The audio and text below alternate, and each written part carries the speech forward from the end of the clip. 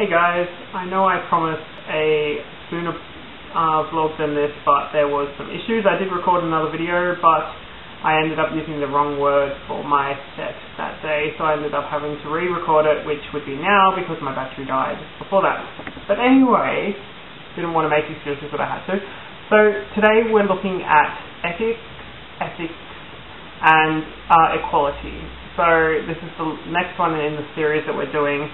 So today I'll be looking at the etiquette involved in ritual, the ethics around a pagan lifestyle or lifestyle in general, and then also equality in the community and the greater world around you. The first part would be looking at etiquette. So etiquette would be based on anything to do with ritual tools, ritual space, altars, anything to create sacred space, pretty much anyone's own personal space as well. So how to deal with a circle that someone may have cast, someone's magical tools, just general know how to relate to working with other people, or just even maybe your own etiquette for your own items. There may be certain ways that you handle pieces, or just things that you've worked out like that work for you. Like basic etiquette you'd be looking at with working in a group would be casting circles. So an understanding between all the people that are attending what the circle is, where it's being cast, how it's being cast, like the boundaries, understanding that if they need to be cut out, who they can speak to be cut out of a ritual space, if they need to be cut in at any time, who they can speak to be cut into a ritual space. Etiquette evolves around thought patterns when entering ritual space, so thinking about the ritual and working that's being done ahead and having, whether we like positive thoughts to that, thoughts of change to help promote the energy that's being raised to be put forward to this goal. Also looking at the etiquette, like if there's an altar set up on the table, like on a table at all in the ritual space, what can people touch, if they're allowed to touch anything? Do people know that they can touch things, or are they meant to just presume that they're allowed to be able to touch certain items? It's the etiquette involved around that. So say some people don't like their asame or athame or ritual dagger to be touched by other people because it may be their personal tool, or others that they don't mind who touches it because they will cleanse it afterwards, or they might allow certain people to touch it because they know that there's going to be no negative intention put into that item being touched or picked up, or just generally being handled by that person. Also things with etiquette with ritual space, if anyone's allergic to items, so like certain oils that can't be used, say during pregnancy, or people are allergic to them, just warning people before casting, like before performing a ritual, that what's being involved, maybe people are allergic to certain juices or certain foods. If you're having cakes and ale, just giving them information about that. Other etiquette like turning off a mobile phone or putting it on silent before entering ritual space, or even leaving it out of ritual space, because some people find that the electromagnetic energies given off by mobile phones and other electronic devices can throw out their ritual space. What else is there? Talking during ritual space, or even like during ritual. Just honouring and respecting the people that are running the ritual. They may have spent lots of time working on this ritual, and for you to, or someone else to rock up into ritual space and just start talking or laughing at inappropriate times, they can throw off the thought patterns of the person throwing the ritual. It's just essentially the etiquette would be respect for the people that are running the ritual and the other people that are attending the ritual as well. Whether, even if you're a seasoned ritual attender or performer, there may be newcomers, newbies that it's their first time in ritual space, and watching you dishonor the person running that ritual space isn't always a good omen for those people that start out. They don't understand the respect of hierarchy or being able to respect other practitioners within the community. But essentially that's most of it that I can think of about, like around etiquette. Oh, the other one, photography with rituals. If there is going to be any photography, it may be only taken at certain times, like whether it be like if the elements are being called or the circle's being cast, maybe that time. But once the actual working in the ritual space is being taken, like being started, photos might not be allowed to be taken from that point onwards. It's very much more about getting permission from everyone that's in ritual space that they're allowing their photo to be taken as well, because a lot of people aren't out of the broom closet yet, and if this photo does show up somewhere that may affect their life, like in whether it be their career or their family or something like that, it's very important that you've got permission off everyone for that. Next thing I'm going to look at would be ethics. So I did get tagged in a video a while ago, but haven't had a chance to record this. I really did, but my ethics in general life and also in my pagan life really revolve around like the 3 R's. So respect being one of them, responsibility, and reverence.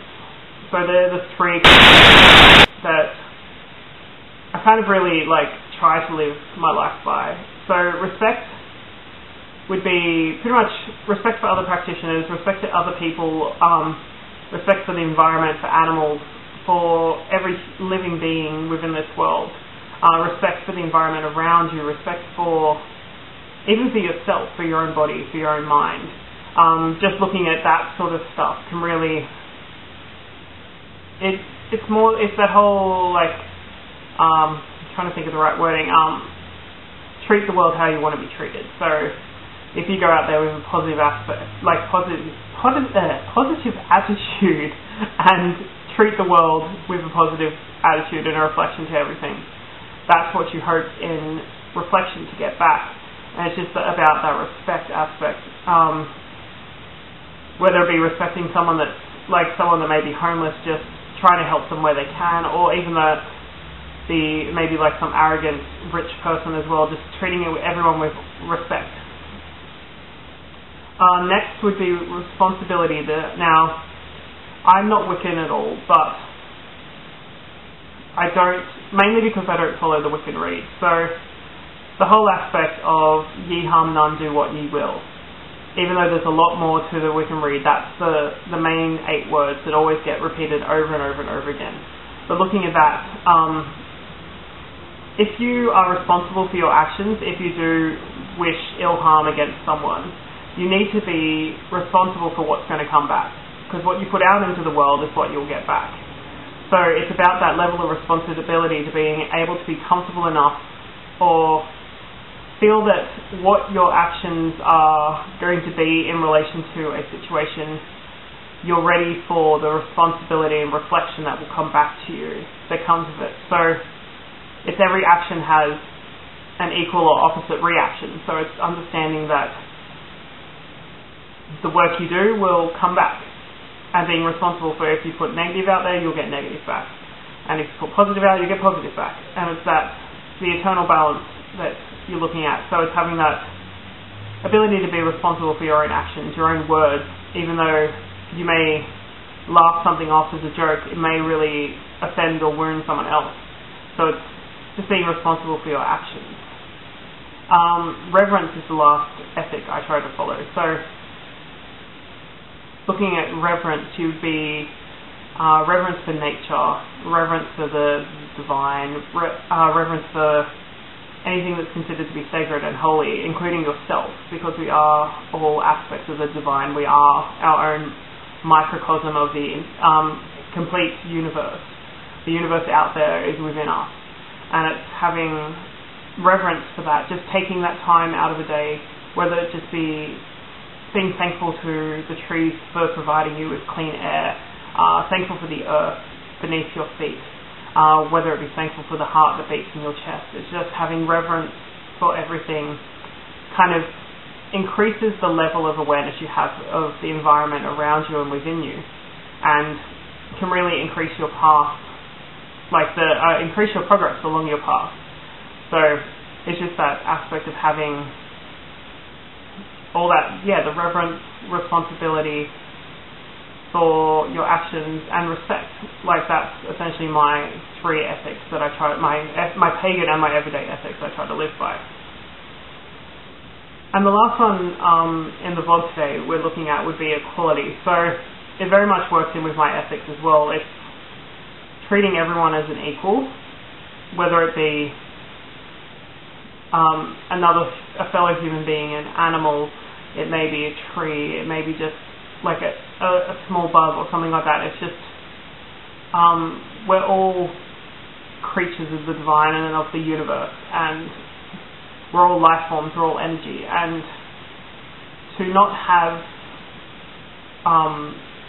that respect and that about the equality that you have with everyone else, it's, you put yourself on a higher pedestal and look down on the world, but from looking down on the world, you don't get the full picture. You only see the top view of everything. So you don't see the base, the roots where it comes from. You don't see what's underneath, and you don't see what's above, because the whole time we'll be looking down on everything. And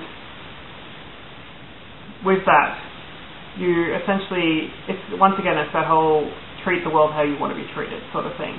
So if you go out into the world with a heart full of hate, all you're going to get back in return is hate.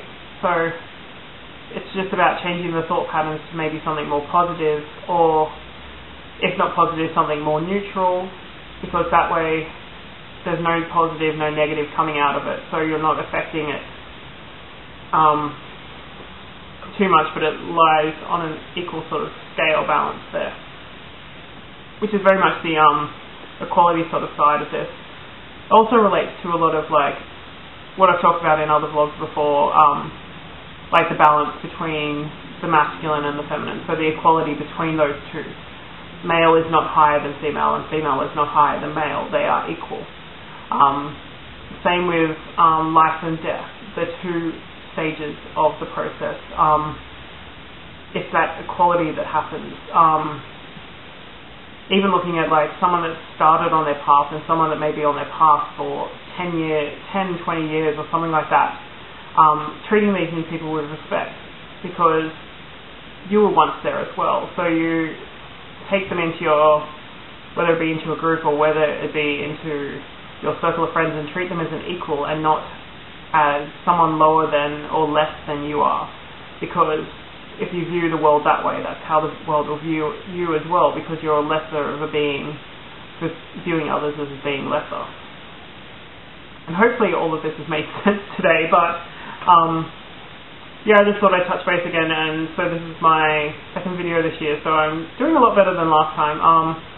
The next one will hopefully be up in about a week, if I got some days off next week from work, so I'll get into it and doing that. But yeah, if in the comments, or even if you want to do a video response, just just tell me about like certain parts of equality within your own life, how you try to maintain an equal sort of view on the world. Ethics, if you have any ethics, whether it be around your general life or your ritual practice or your pagan journey. And then last thing you would be looking at was etiquette. Is there any etiquette based around your tools at all? And or whether it be ritual space, anything that you have, like personal habits that you may not have certain tools you like people touching, or other things that you have no problem with. But I think that's pretty much it. So I will chat to you guys soon, and blessed.